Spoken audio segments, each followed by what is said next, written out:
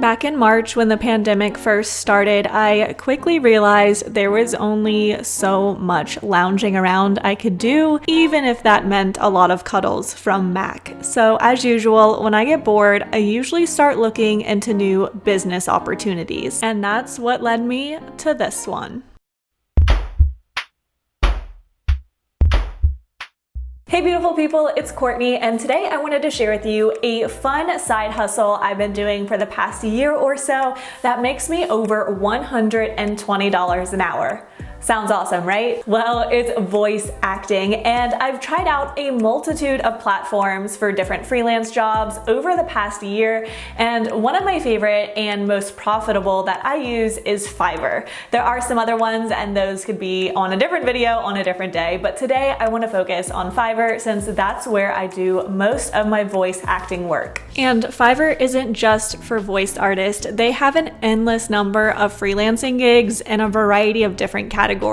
So a lot of these tips in today's video can be helpful for all of those as well. I've actually used Fiverr and purchased from other freelancers for things like my video intro you just saw and different graphic design for my business. And for all of that, Fiverr takes $1 out of every 5 or 20%. Now, voiceover work doesn't have to be big and fancy when you start off. There's actually a lot of great online resources to do this on the super cheap. I thought I would go through my various setups with you and show you what I'm currently working with and how easy it is to do yourself. First and foremost, you definitely don't want to be sitting in your living room like this when you're filming your voiceover. When I first started doing voiceovers, I had a microphone like this in a room like this. It's my office, it's loud, it's echoey, so this doesn't sound very good. Next, I went from my office to my closet, and closets could actually work really well because all the clothes, shoes, everything you have in your closet will help buffer some of the noise. The downside to my particular closet, let me show you. The window. It's nice to look out of, but it actually picked up a lot of noise from the road that is really far away, but you'd be surprised how small of a sound the microphones can pick up. You can't actually hear it with your ears usually, but the microphone will pick it up. That led me to turn one of our guest room closets that was completely empty into an actual soundproof room. So this works a lot better because A, there's no windows, and B, it's actually in the middle of the house, so it's insulated some. Actual soundproofing can add up really quickly, so I decided to use moving blankets on 3 of my walls, and then for the wall that I actually face when I speak, I use actual soundproofing along with these command strip, the poster board ones. They worked really well for hanging this on the walls, and they'll be easy to remove if I ever need to, so I was really happy with how well they stay up. I know what you guys are thinking. Maybe you don't have the space in your home for a sound booth. So let me introduce you to Andy's Gen 1 soundproof box. He came up with this on his own, and I ended up Googling it because I thought it was such a good idea, and apparently you could actually buy these online. But with 3 pieces of soundproofing and a little bit of wood, you have yourself a soundproof box, and you just stick your microphone in and talk into the box. Nothing super fancy, but it does work relatively well. I would almost say your room space is more important than your actual microphone because I think you could get by with a lot less for your microphone if you have a well-treated soundproof room and setup. When I first started out, I already had 2 microphones from YouTube, which was really helpful. So this is the more affordable of the 2. This was my first YouTube mic, and it served me well for a long time. This is the blue Snowball mic, and you can get it for under $50 with the stand on it. This is the blue Yeti microphone that you could get for about $130 with the setup you see here. Now, what's different between these 2 microphones and the microphone I use now is that these are USB microphones, meaning they just plug straight into the USB on your computer. Now, I think these are great, especially for beginners, and for YouTube, it's all I'll ever need. When you start getting into voiceover work, people kind of look down on these microphones, but I still think they have pretty good quality, especially if you're just starting out and don't want a huge investment. What voiceover artists consider consider a more legit microphone would be a condenser microphone. The microphone I currently use is the Rode NT1, which is a condenser microphone, and you can get it for about $230. You'll see here I have the microphone connected to a stand that's attached to my table, and then a stabilizer to prevent any bumps, and then a pop filter to prevent any unwanted noises that I'll show you guys more in a minute. But you'll also need an interface that'll run you at least $100, and this is what plugs the microphone into your computer and gives you control. For the price and for what I use it for, I found this to be the best value instead of buying like a $1,000 microphone. A lot of people like this one for a good mid-range priced microphone. I'll list all three down below, but if you're not sure which one to go with, I think I would honestly recommend the Blue Yeti. It's very user-friendly. I think it's at a great price, and if you don't want to use it for voiceover acting, you could always use it for something like a podcast or YouTube, and this will give you great audio quality. Now, even if you do choose a more affordable microphone, there's a lot of ways to make them better. This right here is a pop filter, and it's a great affordable solution to really improve your quality. You know when little kids scream into microphones and it blows the sound out? This helps with that. And if I say something like pause, that P sound, it really blows it out. And now if I move this pop filter really close to the microphone and say something again like pause or pop, it really helps that sound a lot, like pause, pause, pause, pop, pop, pop. Your microphone and your recording studio are the two biggest things, but beyond that, you really just need to have a working laptop.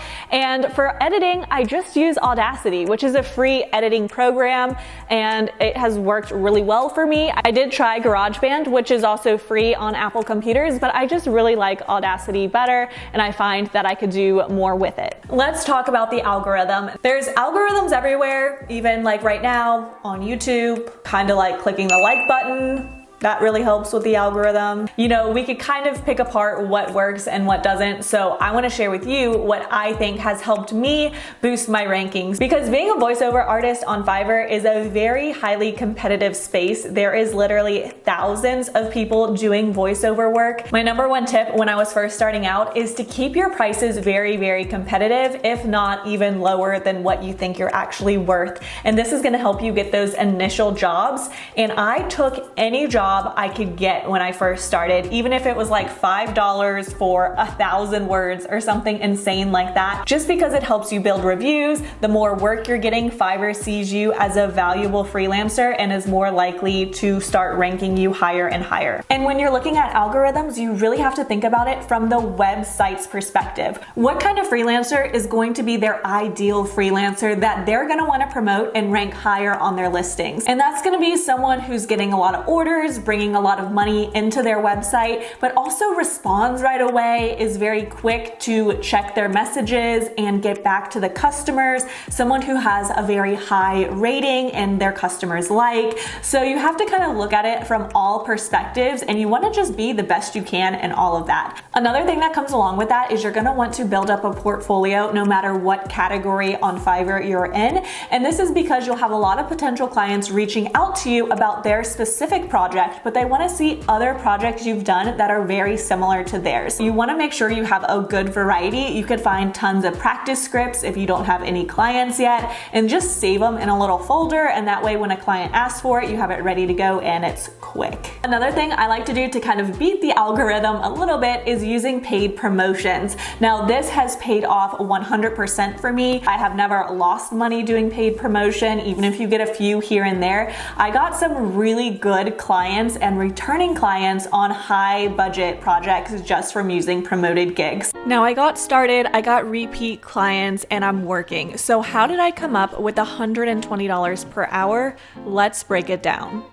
So I personally charge $5 per 150 words, which is about 1 minute of audio. And what I found is about 1 minute of audio could take about 5 minutes to produce, edit, master, get the audio levels right, get rid of any mistakes, take out any weird breathing or mouth noises, which definitely happens. So, and sometimes it could take a lot less than 5 minutes. It really just depends. That's on the very conservative side. Now the trick comes with upselling, and this is something else that Fiverr loves to see. They'd much rather have a person who could bring in $20 to their website versus $5. So you could take that $5 order, and I'm gonna show you how we're going to make some more money on it.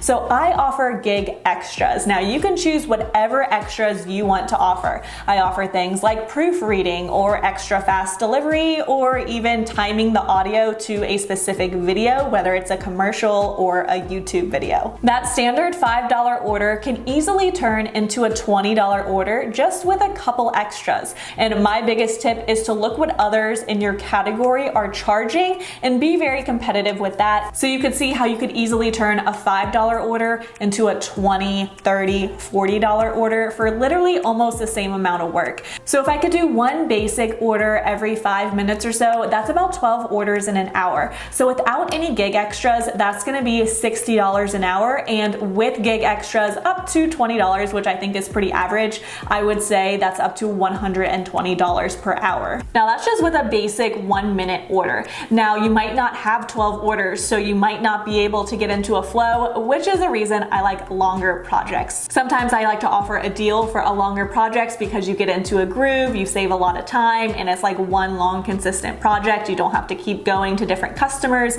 and you could just build up your larger projects, which is really nice as well. So the amount you can make per hour really fluctuates a lot, but it definitely has a potential to make a lot. Now I know the money sounds amazing, but there are some limitations. Like, did you know it hurts to talk? If you've ever spent hours on the phone and noticed a bit of a scratchy throat after, it's definitely because you're not used to speaking that many words in one day. I also take a break every 10 minutes or so, or in between projects, and will make sure I'm constantly sipping on water. When you're first starting out, you definitely want to ease into this, because you'll find if you push yourself too far too fast, you'll have to take a few days off because your voice and throat is really that sore and tired, and it will sound hoarse and crackly, and it will definitely even hurt some. Now, if you couldn't tell, this is definitely something you're probably not gonna go full time with right off the bat. All in all, this is something I've had a lot of fun with learning, but it's not something I choose to do full time. I like to pick and choose my projects. I like to work on the higher dollar projects.